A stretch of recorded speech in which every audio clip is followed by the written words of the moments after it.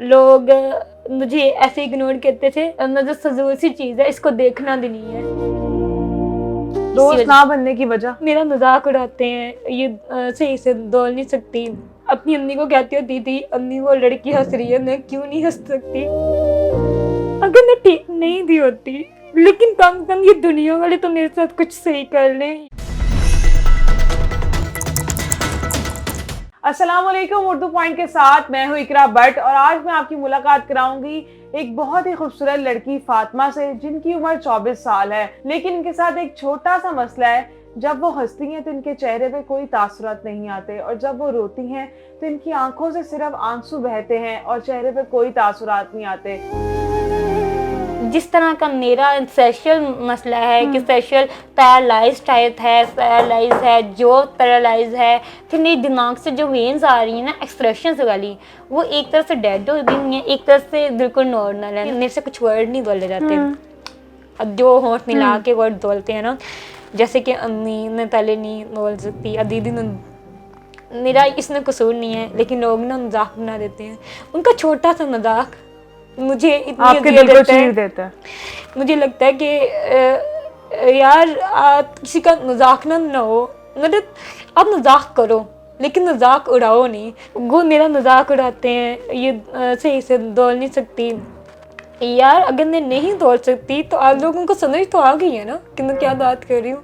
ऐसा तो नहीं होता कि मैं कोई बात करूँ और समझ ना आए। मुझे कई लोगों से सिर्फ यही सुनना मिला कि ये तो अपनी अम्मी तो सही नहीं दौड़ सकती, तो ये किसी को क्या तोड़ेगी। अगर मैं ठीक नहीं भी होती लेकिन कम से कम ये दुनिया वाले तो मेरे साथ कुछ सही कर लें, ये तो इन्होंने जवाब नहीं देना। इनको चाहिए कि वो मुझे मोटिवेट करें, मैं ज़िंदगी की तरफ ज़्यादा जाऊं और ज़्यादा न धरूं। और मैं जैसी आन लड़की एक दाहिर निकल सकती है, मैं निकल सकूं। मैं दाहिर जाके खाना नहीं खा पाती, मुझे पता है कि मैं जब खाना खाऊंगी तो लोग ऐसे मुँह करेंगे। नहीं देखेंगे, आप खाया करें। लोग देखते हैं ना, मैंने वो चीज़ों से मैं गुजरी हूँ। लोग मुझे ऐसे इग्नोर करते थे जैसे ये एक ना नजर फजूल सी चीज़ है, इसको देखना भी नहीं है। अपने बच्चों के कहते थे कि इधर को हो जाओ। यार मैं इतनी ना अछूत तो नहीं थी ना कि मुझे देख नहीं सकते, मुझे छू नहीं सकते, मुझे दाद नहीं कर सकते, लेकिन लोग ये करते हैं। मैं मतलब जो मैंने चीज़ें फेस किया, मैं आपको एग्जैक्ट वो बातें बता रही हूँ कि मैंने ये चीज़ें फेस किया वहाँ पे, और दुनिया वाले मुझे इतना बुरा ट्रीट करते हैं जैसे मैंने अपने आप को खुद ऐसा बनाया है, जबकि इसमें आपका कोई कसूर नहीं है।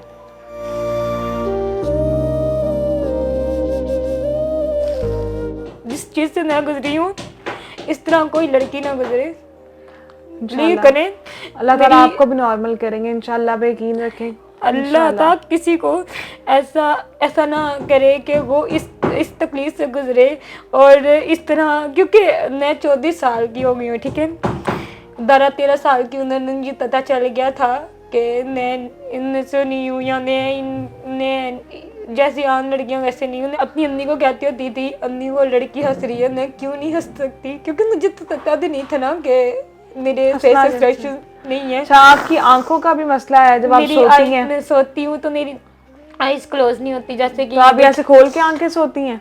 खोली हुई नहीं है, ये देखें, ये आपकी आंखें बंद है, आप ऐसे सो रही हैं। लेकिन तुझे कुछ नजर नहीं आ रहा, तेरी आईज क्लोज। तो आप ऐसे सोते हैं? सोती हूँ, फिर मेरी यहाँ पे सिलवटें नहीं तड़ती, यहाँ पे जैसे मेरी पड़ रही हैं, अगर मेरे कैमरे में नजर आ रही है मेरी ऐसे पड़ रही हैं, और आपकी नहीं करें, आपकी नहीं पड़ेगी? मुझे करना ही नहीं आता, कैसे करेंगे? जैसे मैं परेशान हूँ, ये देखें मैं परेशान। कैसे परेशान नहीं हूँ? आपको पता ही नहीं कि वो कैसे ऐसे कैसे आते हैं। मैं परेशान हूँगी तो मैं मुंह में बात करूंगी, लाइक, और जब रोएंगे सिर्फ आंसू बहेंगे, आंसू आएंगे। मैं मतलब इस और तरह, अगर मैं हंसती हूँ तो अभी मैं स्माइल दूंगी तो मेरे नहीं आएंगे एक्सप्रेशंस। अब आप हंस रही हैं इस वक्त? जी, अब मैं हंस रही हूँ। आप देखे ना कितनी तैयारी लग रही है ना, हंस रही हो तो मैं हंस रही हूँ, मैं हंस रही हूँ, लेकिन मेरी स्माइल, लेकिन वो स्माइल नहीं आ रही, चेहरे पे एक्सप्रेशन नहीं आ रहे, एक्सप्रेशंस नहीं आ रहे, लेकिन मैं हंस रही हूँ, मैं मुस्कुरा रही हूँ। जैसे आप देखे अभी मुस्कुराएंगी तो आपकी ये चीज़ खुल जाएगी ना, तो मेरी चीज़ खुलेगी नहीं। ये जो आपको बीमारी है, ये आपको बाय बर्थ है या पैदाइश के बाद हुई, कब हुई? ये मुझे बाय बर्थ है। और मतलब जब मैं पैदा हुई तो उसके बाद भी मतलब ना डायग्नोस नहीं हुई थी। मतलब सिर्फ मेरी वालदा को पता था कि मुझे ये मसला है। बाकी लोग कहते थे नहीं ये नॉर्मल है, लेकिन वो इसके तीत ताहिर हैं तो शायद इसके तीत का इशू है। अब दीदी लोगों को ये लगता है कहीं ना कहीं कि मुझे मेरे दांतों की वजह से मेरे ये सारा मसला है। लेकिन अगर दांतों का मसला हो तो डेफिनेटली होंठ तो दर्द हो सकते हैं ना, लेकिन मेरे होंठ तो वर्क ही नहीं करते जब तक मैं ऐसे नहीं करूँगी। अच्छा, आपके होंठ भी काम नहीं करते, तो जब आप बोलती हैं तो आपके लिप्स जो है वो मूवमेंट नहीं करते, जैसे अब आप बात कर रही हैं मेरे से। अब हाँ जी, मैं बात कर रही हूँ ना, कहीं कहीं तो मेरे होंठ हिलेंगे, कहीं कहीं तो होंठ, लेकिन ये वर्किंग नहीं करते। मतलब अगर ये ज़्यादा हिलेगा तो ये या तो यहाँ को खींच लेगा या यहाँ को खींच लेगा। मतलब जो आपका चेहरा जो है वो टेढ़ा होगा, लेकिन अगर आप इसको कहें ना लकवा वाली साइड, क्योंकि लकवा जो होता है ना वो बेसिकली लकवा ही होता है, लाइक उसका टेढ़ा ही रहता है। लेकिन मेरा ऐसा तो सीन नहीं है। जैसे कि मैं बिल्कुल खामोश रहती हूँ तो मेरे ये कुछ मसला नहीं, लेकिन मैं जब कोशिश करूँगी ना मैं अच्छी नज़र आऊँ तो तब मेरे एक्सप्रेशन इधर को या इधर को जाएंगे। ना मेरी फेशियल मूवमेंट आती है, ना मेरे एक्सप्रेशंस किसी किस्म के भी नहीं आते, और ना ही मतलब मेरे जदरे जो हैं वो वर्क करते हैं। जब आप खाना खाती हैं तब कितनी मुश्किल आपको होती है, जैसे रोटी चबाते हुए? पहले तो आता ये कि मैं ज़ुबान से जब तक खाती हूँ या मेरी जो लास्ट वाली थीक है उससे खाती हूँ, और मैं इतनी डाइट खा सकती हूँ। मैं ज़्यादा डाइट ले नहीं सकती क्योंकि मुझसे खाया नहीं जाएगा। ज़्यादा डाइट लूँगी ना तो या तो मेरे गले में स्टॉक होगी या मेरे ना मतलब इतनी तबीयत ख़राब हो जाएगी। मैं नहीं खा सकती, ले नहीं सकती भरी डाइट कुछ थी। और पानी ना मैं इससे पीती हूँ ज़ुबान से।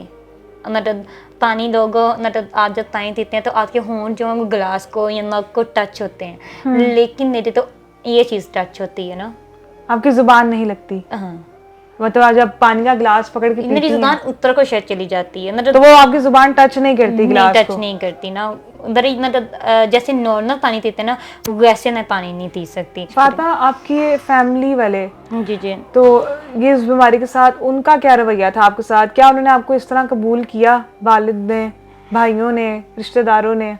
सोसाइटी ने तो कबूल नहीं किया, वो तो बहुत तंग रही है मेरे मामले में। अलबत्ता मेरी फैमिली सपोर्टिव है कि मेरी वालदा साहिबा बहुत बहुत ज़्यादा वो परेशान भी रहती हैं कि मेरी बेटी है, और बेटियों को अगर कोई मसला हो आजकल तो बात तो माँ परेशान तो रहती माँ बहुत परेशान रहती है वो। और वालिद भी ठीक है, लेकिन वालदा की जगह नहीं ले सकते, ना ही वो उस तरह, क्योंकि ना वो औरत है ना ही उनको पता है कि मैं किस दर्द से गुजर रही हूँ। ये सिर्फ मैं जानती हूँ कि मैं किस कर्ज से गुजर रही हूँ। फिर बहुत सारे लोग आपकी अम्मी को भी ताने देते होंगे। बिल्कुल, वो मतलब कहते हैं, अभी तक भी कहते हैं कि ये आपकी बेटी नहीं लगती, ये ऐसी है, ये क्यों ऐसी है। तो मतलब या उन्होंने तो पैदा किया, पैदा करके गलती थोड़ी ना कर दी है। उनको किस चीज़ का ब्लेम है? ये दूसरों को अल्लाह ने हर बंदे को पैदा किया, आपको बनाया, यदि उन्होंने बनाया है तो हमें इस चीज़ पे एतराज़ नहीं करना चाहिए। मैं जब बचपन से ही मतलब लाइक पहले तो मतलब अम्मी अब्बू के साथ ही जाती रही, लेकिन जब होश संभाली तो अकेले बाहर जाना शुरू किया। तो मैं ना अभी तक भी किसी लड़की के बगैर ना अकेले नहीं जा सकती, मुझसे जाया नहीं जाएगा, क्योंकि मुझे लगता है कि मैं अकेली जाऊंगी मुझे लोग देखेंगे और बातें करेंगे। और जब कोई आपके साथ हो फिर बातें नहीं करते? फिर मुझे ये होता है कि कोई दूसरा है ना, वो तैयार है ना, बस ठीक है, उसको देख लेंगे, मुझे नहीं देखेंगे। वो मुझे इग्नोर कर देते हैं, मुझे धुतकार। मतलब आप इसलिए साथ लेके जाते हैं कि वो उनको देख लेंगे और आपको नहीं देखेंगे? मुझे ना मतलब वो जैसे इग्नोर करते हैं ना, तो जब आप अकेले होते हो ना तो आपको वो बड़ा एक फील आता है, लेकिन जब आप किसी के साथ होते हो ना तो आपको एक कॉन्फिडेंस होता है कि अगला बंदा आपको हैंडल कर लेगा या अगला बंदा संभाल लेगा। अगर वो मुझे इस तरह देखेगा भी तो अगला बंदा मुझे मोटिवेट कर देगा कि नहीं कोई बात नहीं, कोई बात नहीं, कोई बात नहीं। बट मेरे भाई मुझे बहुत मोटिवेट करते हैं, वो मुझे कहीं भी मैंने जाना हो मेरे साथ जाते हैं।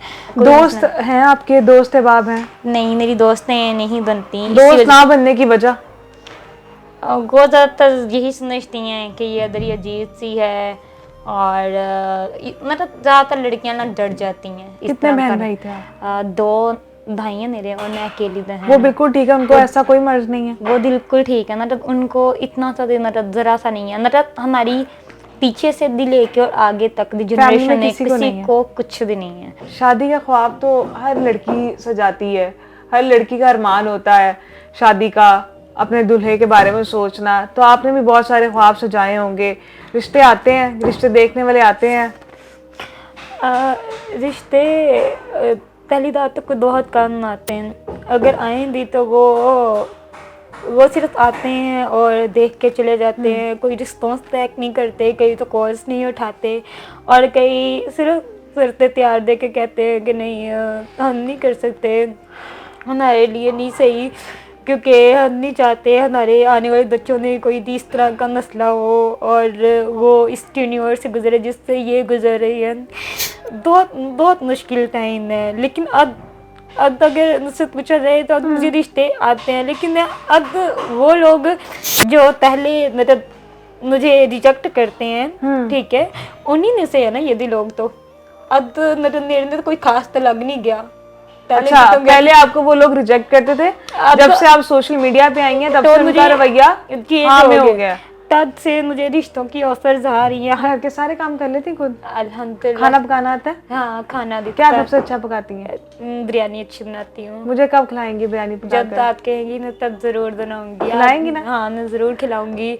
और आप खाना, और मुझे ना मतलब बहुत कहते हैं लोग, शौक है खाना पकाना? हाँ, बहुत ज्यादा। मुझे कुकिंग का बहुत शौक है और मैं शौक से कुकिंग करती हूँ। सजने संवरने का शौक है, बनाओ बहुत ज्यादा। मैं चाहती हूँ मैं मेकअप करूँ, और इवन मैं मेकअप करती हैं? आता है? हाँ, मेकअप करती हूँ, मेकअप करती भी हूँ। फिर मुझे ना अपने बालों पे नई नई एक्सपेरिमेंट करती रहती हूँ। तो हेयर स्टाइल बनाने का भी शौक हाँ, है? हेयर तैयार स्टाइल होने का भी शौक है? तैयार होने का बहुत शौक है।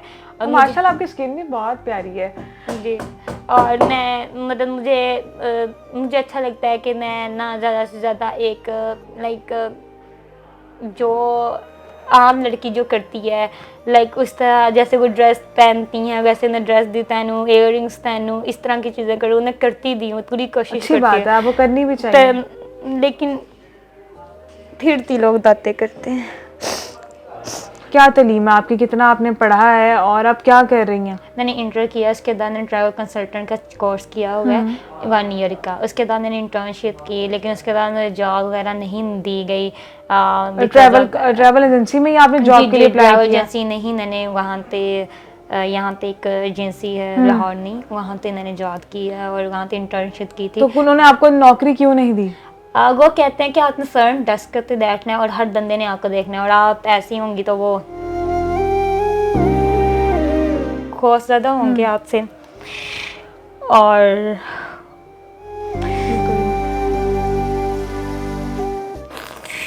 आपसे खौफ ज़्यादा होंगे तो हमारे क्लाइंट नहीं आएंगे, तो हम आपको जॉब नहीं दे सकते। इवन मैं बैक सीट पे बैठती तो तब भी वो मुझे जॉब नहीं देते।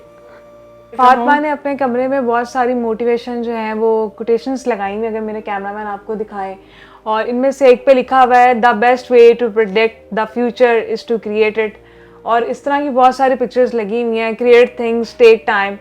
तो ये लगाई हुई है आपने, बड़ा एक पॉजिटिव सा पोस्टर है, ये आपने क्यों लगाई हुई है? खुद को मोटिवेट रखने के लिए लगाई हुई है, इसके पीछे क्या वजह है? एक्चुअली मैं जिस एंजाइटी से गुजर रही हूँ या जिन चीज़ों को मैं देख रही हूँ, मैं समझ रही हूँ या मैं गुजर रही हूँ, तो मैं ना उनमें सिर्फ ये एक होत नज़र आती है कि मैं उनको तड़ लेती हूँ। फिर मुझे ना लिखने का बहुत शौक है। अच्छा, आपको लिखने का शौक बहुत है? बहुत ज़्यादा। मतलब मैं असाइनमेंट्स लिखती रही हूँ अपनी खुद। मतलब असाइनमेंट्स आपको पता है कितनी कितनी लंबी होती है। शेर व शायरी करती हैं? हाँ, शेर व शायरी का भी तो शेर आपको आता है जो भी याद हो आपको? कोई अजब सी जंग है मुझ में, कोई मुझसे ही तंग है मुझ में। बहुत ही एक अच्छा शेर है, और इसको आप पढ़ती हैं उस वक्त जब आप हिम्मत हार जाती हैं? बिल्कुल। मैं जब सोचती हूँ कि अब मेरे लिए कुछ नहीं है, तो तब मैं ये उनकी मोटिवेशन जितनी भी कोट्स होती हैं वो मैं पढ़ती हूँ। और मुझे ये बताएं कि अब आप आगे पढ़ रही हैं? जी नहीं, मैं पढ़ना चाह रही हूँ आगे, और आगे मैं चाह रही हूँ कि मैं साथ कुछ अर्निंग स्टार्ट करूँ, कुछ मतलब जॉब वगैरह हो जाए या कुछ ऐसा प्लेटफॉर्म हो जाए जिससे मैं घर बैठ के तालीम भी हासिल कर सकूं और साथ में मैं कुछ काम भी कर सकूं। पढ़ने का शौक है आपको? जी, मुझे पढ़ने का शौक है। मैं चाहती हूँ मैं आगे स्टडी करूँ। और जब आप छोटी थी तो आप क्या सोचती थी कि आप बड़े होकर क्या बनेंगी? मैंने सोचा था मैं डॉक्टर बनूंगी या फिर मैं ट्रैवल कंसल्टेंट बनूंगी। ट्रैवल कंसल्टेंट का मैंने कोर्स भी इसलिए किया कि मुझे बड़ा शौक़ था कि मैं बाहर जाऊँ, ट्रैवलिंग करूँ। तो आपको घूमने फिरने का बहुत शौक़ था। मैं चाहती थी मैं जगह जगह टूर्स करूँ, लोगों के साथ मिलूँ। सोशल मीडिया के ऊपर आने का आपका फैसला आपने कब लिया और कब आपको ऐसा लगा कि सोशल मीडिया मेरी आवाज़ बनेगा और मुझे इस पर आकर अपनी कहानी सबको बतानी चाहिए?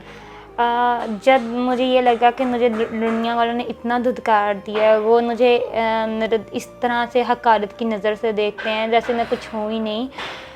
मैं भी तो उसी खुदा की बनाई हुई हूँ। मुझे लगा कि कोई है जो मुझे रिस्टोर कर सकते हैं। और बिलीव करें, मुझे ऐसे लोगों की कॉल्स आई जिन्होंने मुझे रिस्टोर किया और सिर्फ कॉल करके ये कहा कि हम आपके साथ हैं। उनका वो एक वर्ड मेरी ज़िंदगी में कितना इम्पोर्टेंट है, मैं आपको एक्सप्रेस भी नहीं कर सकती। तकरीबन 5 साल पहले की बात है कि मैं जिन्ना हॉस्पिटल आई।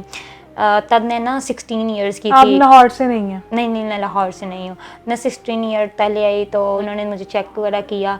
नुविंदर ने हर साल ना 3 जाती हैं दाहिर से, वो उन्होंने मुझे टेस्ट किया, चेक भी किया, लेकिन उन्होंने मुझे इलाज नहीं किया क्योंकि वो मुझे हमेशा ये कहते थे अगले साल बुलाएंगे, इलाज करेंगे। अच्छा, इस बीमारी का इलाज है? जी। और आपने करवाया? मैंने ना टेस्ट वगैरह करवाए हैं तो उन्होंने ना डायग्नोस्ट किया है कि आपका इलाज पॉसिबल है लेकिन डिफरेंट सर्जरीज होंगी। लाइक और उस पर कितना खर्चा आएगा? उस पर आई थिंक जो उन्होंने कहा है रफली 7-8-9 मिलियन तक आएगा। लेकिन उन्होंने कहा है कि इसने डिफरेंट आपको प्रोसीजर से गुजरना पड़ेगा, ये एक ऑपरेट नहीं होगा, आपकी 5 to 6 सर्जरीज होंगी, हर चीज़ और इसमें डिफरेंट टाइम चाहिए होगा, जैसे कि 2 नादाद होगी, वक्फे के बाद। जी। और मैं चाहती हूँ, मेरी लोगों से ये दरख्वास्त है, अगर एक दंदा दी 1-1 रुपया मुझे दे तो मेरा इलाज तो सिद्ध हो और मैं एक अच्छी लाइफ गुजार सकूं। आखिर में आप कुछ कहना चाहती हैं? जी, मैं लोगों से जो आपका दिल दुखाते हैं उनको कुछ कहना चाहती हैं? मैं चाहती हूँ कि जो मेरा दिल दुखाते हैं मैंने उनको मैं माफ़ कर देती होती हूँ, लेकिन कई दफ़ा मुझसे माफ़ नहीं किए जाते लोग। ये इतने बुरे लफ्ज़ आपको कह जाते हैं लेकिन उनको समझ नहीं होती। उनको ये लगता है कि कोई दांत भी छोटी सी दांत की अगले दंदे से क्या गुजरेगी, कोई मसला नहीं, कुछ नहीं होगा, लेकिन मेरे से वो क़यामत की तरह गुजर रहे होते हैं। और मैं चाहती हूँ कि लोग मुझे सपोर्ट करें, लोग मुझे और अब आप क्या चाहती हैं आगे ज़िंदगी में? मैं चाहती हूँ मुझे कोई ऐसा प्लेटफॉर्म दिया जाए जहाँ पे मैं अर्निंग कर सकूँ और मैं आम लड़कियों जैसे आम लड़कियाँ कमाती हैं, घर पे रह के हर चीज़ करती हैं, मुझे प्लेटफॉर्म दिया जाए, मैं कमाऊँ और मैं इंडिपेंडेंट हूँ। अल्लाह ताला अगर मुझे हिम्मत दे, मेरी अगर अच्छे से इलाज हो जाता है, अर्निंग अच्छी होती है, तो मैं एक NGO बनाऊंगी जहाँ पे मुझ जैसी लड़कियों का मैं कफालत कर सकूं। इसी के साथ अपनी मेज़बान इकरा भट्ट को दें इजाज़त। फिर मिलेंगे एक नई कहानी, एक नई सोच के साथ। अल्लाह हाफ़िज़।